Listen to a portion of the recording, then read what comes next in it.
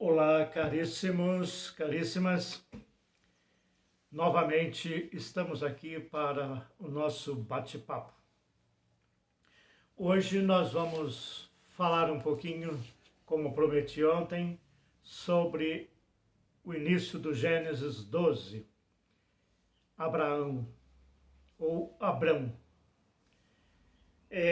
Lembrando que a região que nós podemos dizer que a Suméria é a região onde tudo começou.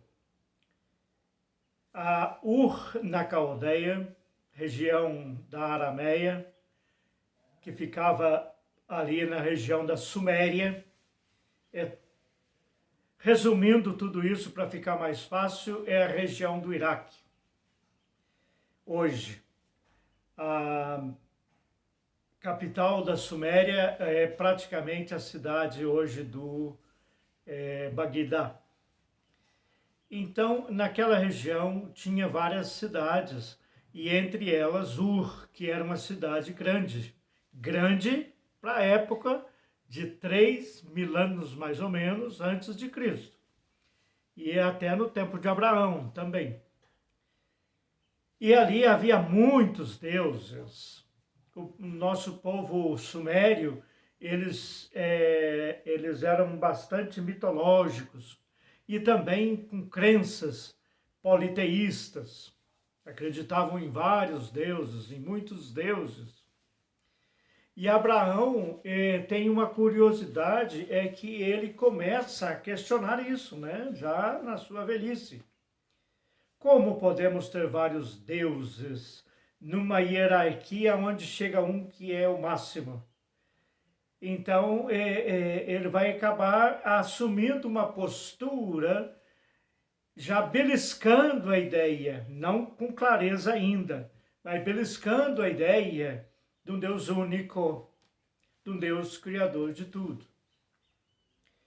Então, a nossa história começa ali, em Gênesis capítulo 12, com o personagem Abraão. Abraão, um pensador.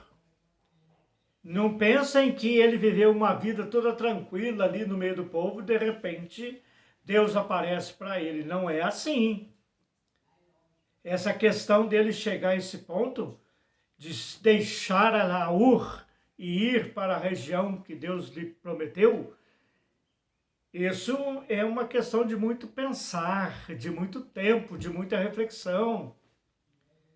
Né? E ele já era idoso, a esposa também, não tinham filhos, mas ele era um homem bem-sucedido, tinha suas terras, tinha os seus animais, tinha sua cultura, tinha os seus conhecimentos, a sua fé, uma fé mais amadurecida do que a dos outros, uma fé mais esclarecida do que os outros. Então é verdade que ele acaba assumindo o Deus da vida, um Deus único, acaba levando a sério isso, e acaba até fazendo uma atitude de despreendimento.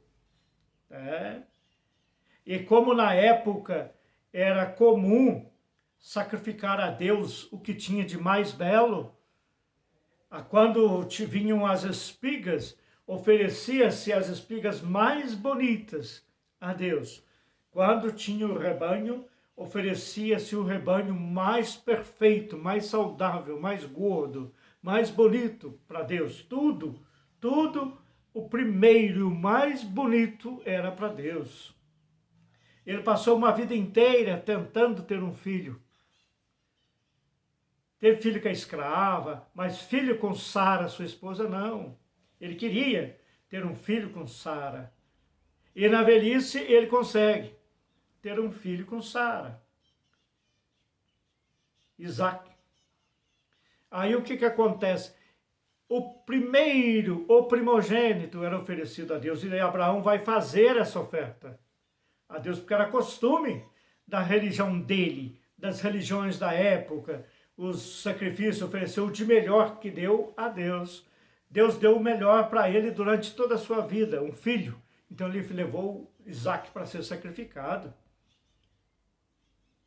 E nessa altura do campeonato é que ele vai chegar à conclusão de que é impossível esse Deus ser tão bom como ele estava pensando, exigir que ele matasse o filho. O Deus que ele estava acreditando, não era possível que aceitasse uma coisa dessa. Ele ia ofertar o melhor cordeiro que ele tinha, ou coisa parecida. Porque senão nós ficamos com aquela ideia de que apareceu um anjo no céu e segurou a faca ou a espada de Abraão. Não é assim, isso é figurado. Na realidade, Abraão é mais profundo ainda, é até fácil. Seria um negócio meio mágico, mas não foi magia. Foi realidade, foi pensamento profundo de Abraão chegar à conclusão que ele não devia matar aquele filho, que ele não devia sacrificar aquele filho a Deus. O Deus que ele estava começando a acreditar, era impossível fazer isso. Um Deus que ele esperou a vida inteira para ter um filho, era impossível fazer isso.